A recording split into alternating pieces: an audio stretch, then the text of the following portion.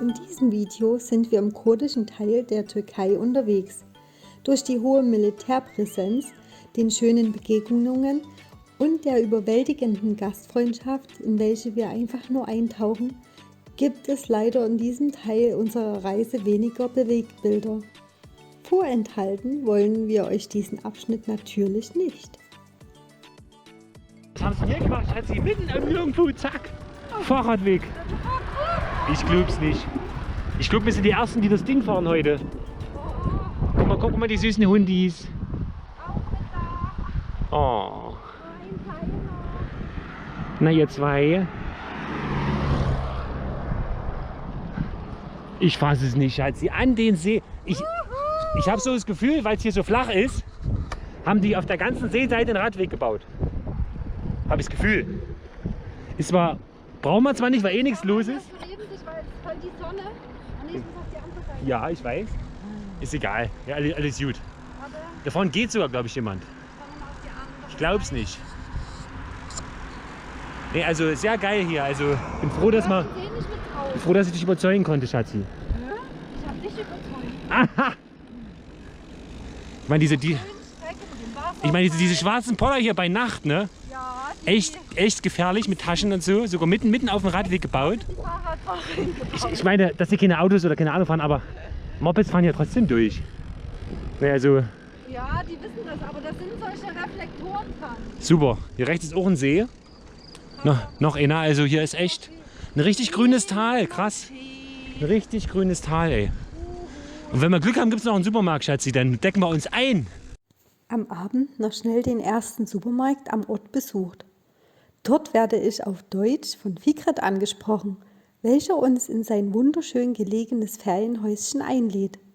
Mit erhöhtem Blick über dem See nehmen wir uns einen Tag Pause.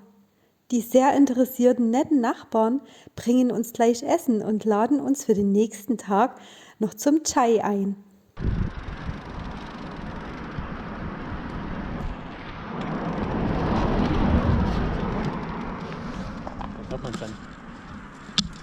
Oh, wir haben noch nie so viele Möwen gesehen auf einer Insel, die da kreisen und Geräusche machen. Alles voll.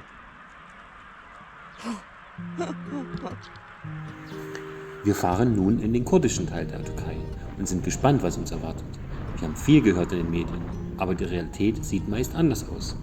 Wir passieren regelmäßig Checkpoints, an denen unsere Pässe kontrolliert werden und sehen viele Militärbasen. Einmal hält ein unmarkierter Van vor einer Moschee an, um uns zu überprüfen. Auch werden wir regelmäßig zum Tee an den Wachtürmen angerufen. Hier wollten wir eigentlich zelten, wurden dann aber von Soldaten aufgegriffen, den Bereich zu verlassen und am Restaurant zu zelten, da es wohl gefährlich wäre. Dafür riefen sie zur Kommunikation sogar ihre Familien in Deutschland an. Geschlafen haben wir dann auf dem Metallgestell, dem Dastarkhan, welches mit Teppich ausgelegt ist und auf welchem normalerweise Mahlzeiten eingenommen werden. Überall solche komischen Wachen hier.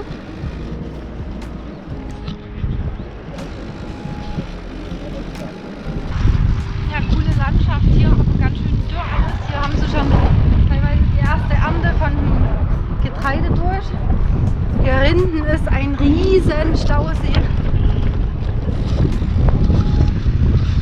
Unten auch schon. Sieht schon ein bisschen aus wie in Amerika. Abends hatten wir noch keine Ahnung, wo wir die Nacht verbringen würden. In Dikle hielten wir an und fragten nach einem Ort für unser Zelt.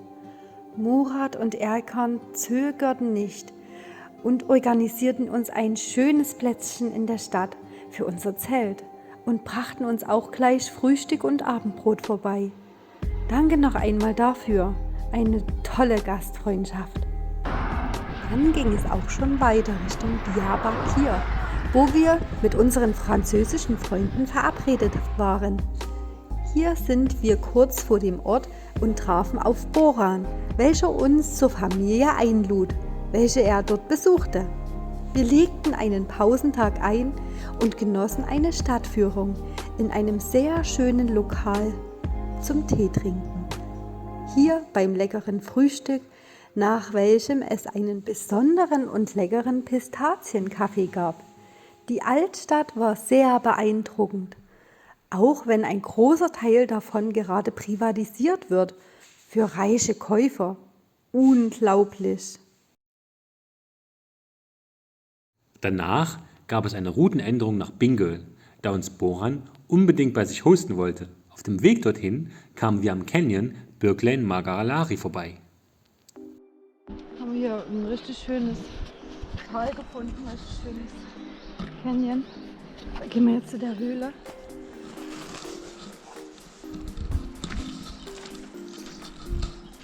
Ganz schön runter hier.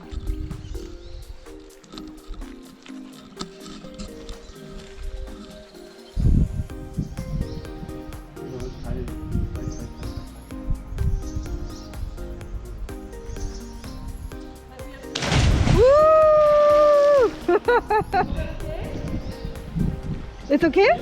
Deep enough. I'm just scared still, you know, because it's deep enough if you want to jump. You're too fast. I was not on yet. You did it.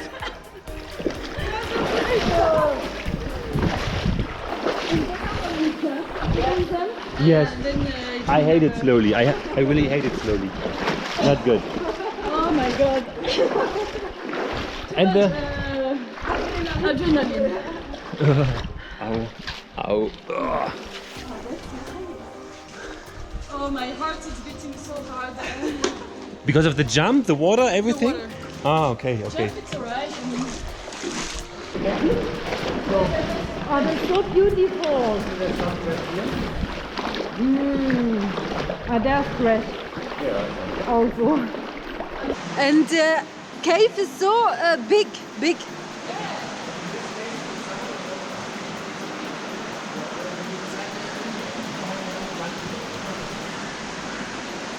It's so beautiful. It's fantastic for me. Hier haben wir auch die Nacht verbracht, um dann am nächsten Tag weiterzufahren Richtung Bingöl. Dann sind wir zurück auf 1055. Meine Karte sind 1455. Ich denke, das Schild lügt. Hab ich nochmal schnell vorgeschlichen. Mit letzter Kraft. Ha? Ah.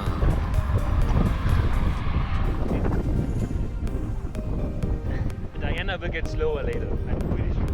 It's saying 1555, but I don't think it's 1555. They just gave us 100 meters for free. Nach dem Pass waren es noch 50 Kilometer ohne größere Anstiege bis Bingöl, wo uns Boran freudig erwartete. Am nächsten Morgen geht es weiter Richtung schwimmende Inseln, die uns Boran empfohlen hat. So, ganz schön anstrengend, die 5 Kilometer. Huh? Morgen wieder zurück. Mal gucken, ob es sich gelohnt hat. Kommst du mit? Take some steps back and then you jump. It's really deep. It's really like a floating island. Take an incredible shower. They're really floating actually. Yeah, it's floating. I know. The thing is moving. It's floating, yeah. Floating island. Yes. Oh, It's not everywhere. And this we one see. over there, we can still take a ride on this one. It's close to the but shore. this one we can take a ride on. Yeah, I yeah. saw guys jumping. Really? This far? No, No. it was closest. I think. Yeah. It's floating. So you go over there, you make some waves, please, so it comes to our direction. I want to have a ride. You know, even if I die. Actually, I want. She wanted to go up, but I don't want to take the stairs now. I'm done. Sehr schöne Landschaft hier. Wir fahren gerade runter, was wir uns steil erarbeitet haben. Echt schön. Patrick! I love natural Have the coffee. I love natural acting. You're so okay. Thank you. Danach geht es weiter Richtung Musch, wo Boran den Fahrradclub kontaktiert hat. Nachdem wir unser Gepäck verstaut haben, ging es nach einem harten Fahrradtag gleich noch an einen Fluss, wo wir unser erstes kurdisches Barbecue genossen haben.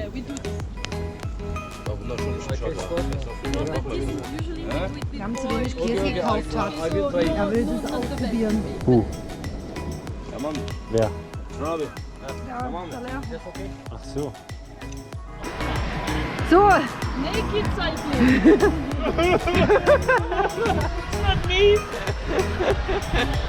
without.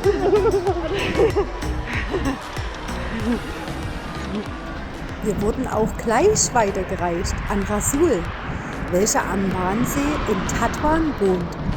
Er sah uns auf dem Weg zu ihm und hat uns gleich das Gepäck abgenommen. Doch schön mal ohne, Schatzi. Nackig.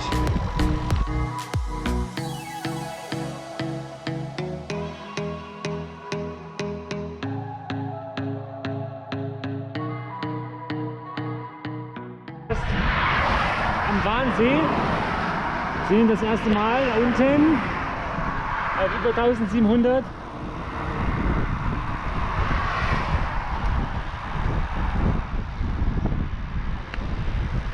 Das ist ein Soda-See, wie das auf Deutsch heißt.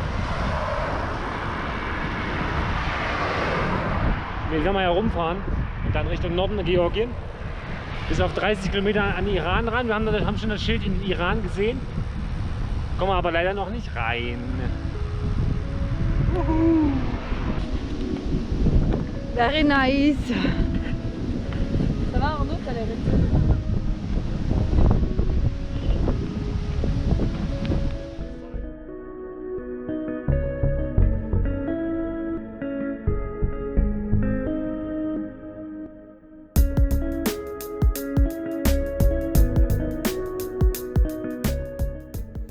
Hier sind wir am Nemrut-Vulkan, welcher sich auf 2247 Meter befindet und im Schnitt 140 Meter tief ist.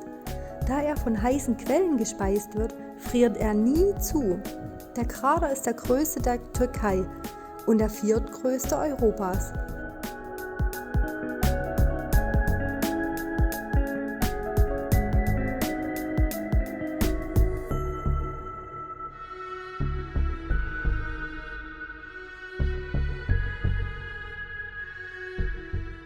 Der letzte Ausbruch fand am 13. April 1692 statt. Rasul nahm uns auf eine beeindruckende Fahrt mit und zeigte uns einen sehr schönen Platz zum Verweilen und Tee kochen.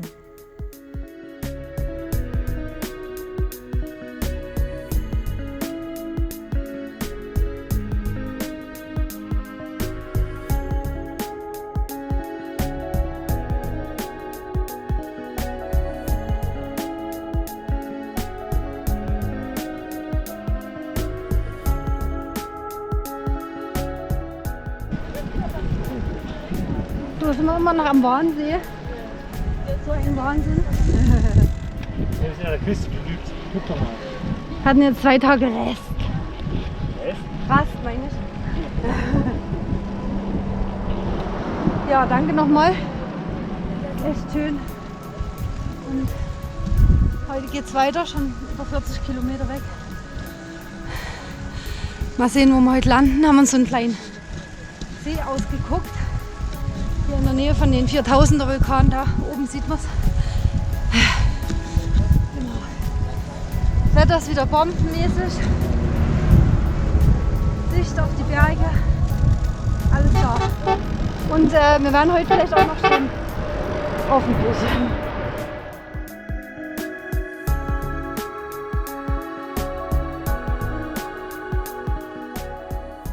Die Gastfreundschaft und Hilfsbereitschaft im kurdischen Teil der Türkei ist riesig. Wir haben uns immer sicher gefühlt. Unser Zelt wurde wenig gebraucht. Zum Tee wurden wir regelmäßig herangewunken. Selbst die Soldaten in den Wachtürmen luden uns ein. Diesen Teil des Landes sollte man auf keinen Fall missen.